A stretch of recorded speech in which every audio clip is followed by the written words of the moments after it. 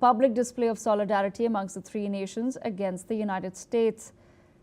The presence of the three leaders together is expected to send a strong visual statement of deepening alignment between China, Russia and North Korea. And this is particularly significant given the ongoing war in Ukraine and the heightened tensions with the United States.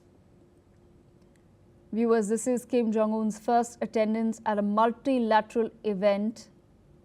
It is an opportunity for Kim Jong Un to seek economic support from China and further strengthen security cooperation with Russia. Mr. Raymond Vickery, former U.S. Assistant Secretary of Commerce, joins us on the broadcast. Mr. Vickery, I want to understand from you, sir. I've just highlighted one particular aspect of Kim Jong Un being in China. It's his first attendance at a multilateral event. Does this, Mr. Vickery, signal a move to break out of international isolation somewhere and expand North Korea's diplomatic relationships?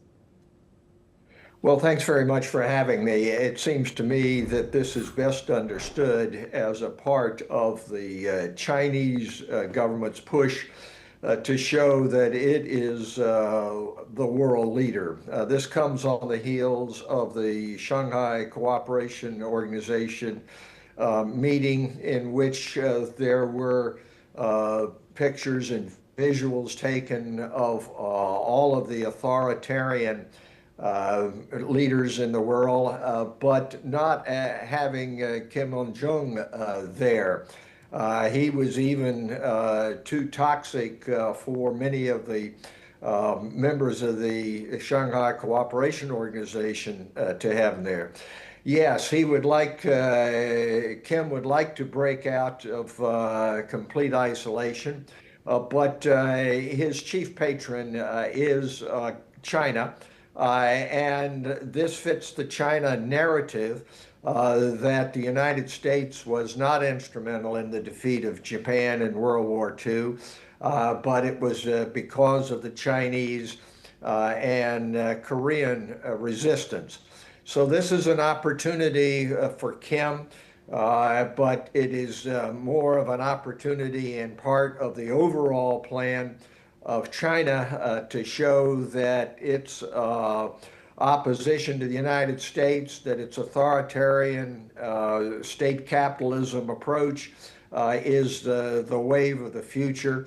Unfortunately, our president, Donald Trump, has played right into that by treating friend and foe alike and not aligning with the democratic values which have provided leadership since World War II.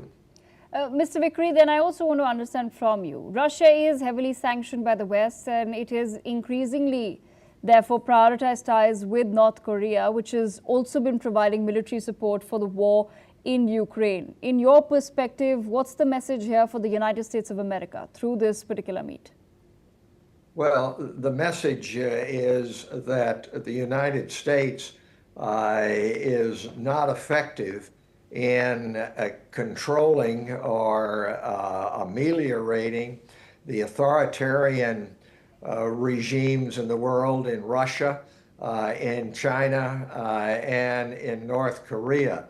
It's an opportunity for those countries to paper over differences which they have and present a solidarity image to the rest of the world.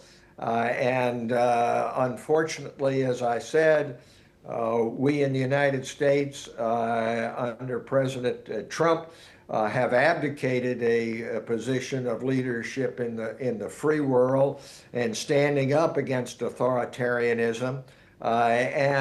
China, Russia, and now North Korea are seizing this opportunity to show that, or to try to show that they are the wave of the future.